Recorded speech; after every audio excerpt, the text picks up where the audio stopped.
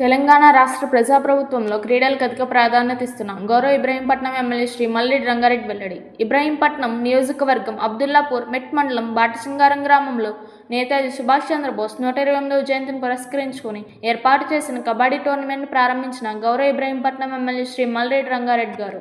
తెలంగాణ రాష్ట్ర ప్రభుత్వం అధికారంలోకి వచ్చిన తర్వాత గౌరవ ముఖ్యమంత్రి శ్రీ యనమల రేవంత్ రెడ్డి గారు ఒక క్రీడాకారుడిగా క్రీడలకు అధిక ప్రాధాన్యత ఇస్తున్నట్లు ఇబ్రహీంపట్నం ఎమ్మెల్యే శ్రీ మల్రెడ్డి రంగారెడ్డి గారు తెలియజేయడం జరిగింది. కబడ్డీ క్రీడ జాతీయ క్రీడ అని, గ్రామీణ ప్రాంత క్రీడాకారులు కబడ్డీకి ఎక్కువ ప్రాధాన్యత ఇస్తారని తెలియజేశారు. తెలంగాణ రాష్ట్రంలో త్వరలో క్రీడాకారుల కోసం స్పోర్ట్స్ యూనివర్సిటీ మరియు స్పోర్ట్స్ అకాడమీ నెలకొల్పుతున్నట్లు తెలియజేశారు. బాటసింగారం గ్రామంలో సమస్యలు లేకుండా చూస్తామని, అర్హులైన ప్రతి పేదవాడికి సంక్షేమ పథకాలు చేస్తామని తెలియజేయడం జరిగింది.